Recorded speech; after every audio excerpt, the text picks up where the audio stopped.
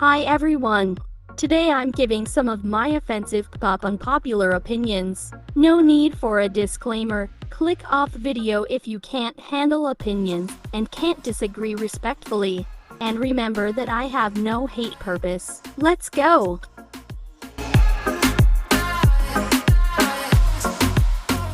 Before I start with this one, I'm going to talk about solo standing, not about solo stand's actions. Anyway, the solo fanbases sets the dynamic for what will happen after the group disband. The main fanbase goes smaller and it becomes difficult to keep up with each member's own career. Meanwhile, the bigger the solo fanbase for an artist is, the more he or she will have a promising future. Like it or not, it's okay to solo stan, and it's great for an artist to have a solo fanbase.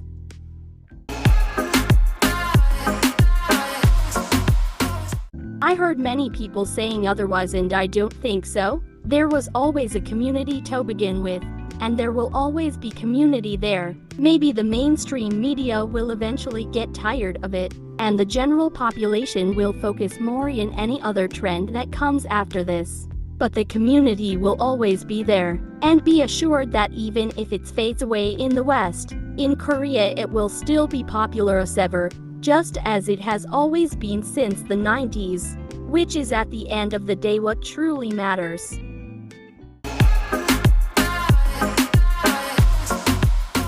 Before I start here, I don't hate Leah, and this isn't a hate opinion. She is even my bias wrecker.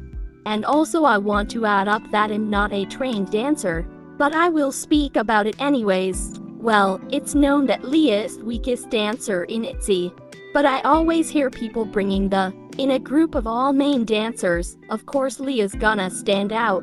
Well, of course, but it has nothing to do with her skills. It's not a valid excuse to bash her as a great dancer like some of you do. There's a lot of moves she can't execute properly. For example, the 5 seconds leading up to Ryujin's first line in Wannabe, which can't really be excused by stamina, nor by lack of practice since that comeback has been prepared for a while.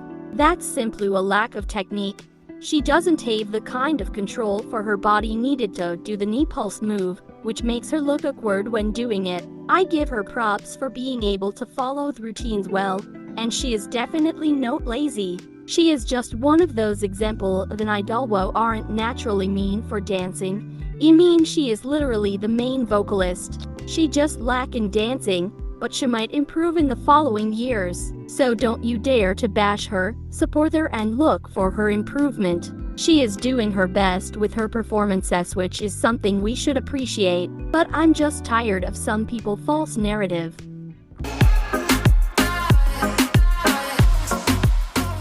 This is super easy to get. Whenever you'll go under a Lina distribution video, you'll always see people who complain about the members yet have less line.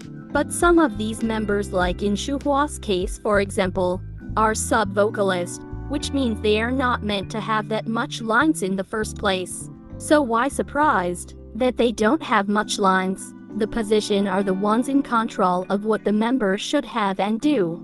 The main and lead vocalists are meant to have more lines, and so on. K-pop stans should understand that positions have a role in the line distribution.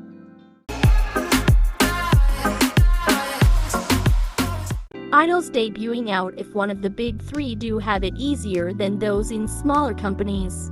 They have the advantage of a big label with an established name behind them, so they will naturally grow in popularity much faster than any other idol debuting outside of the big three. But why are the big three the big three? Because progressively throughout the years they have proven to release high-quality groups that have achieved a lot in their careers. These idols debuting under the big three have an immense amount of pressure to live up to the expectations of belonging to such label. The standards to get into the company, let alone debut under the company, are so much higher than that of a smaller company, and the competition is so much tougher. Because who doesn't want to debut under a company with a big name? The chances of your career being more successful under one of the big three are a lot higher than in a smaller company.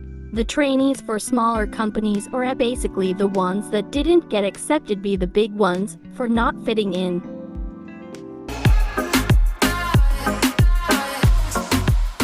I will say this over and over again, 4th gen are massively talented.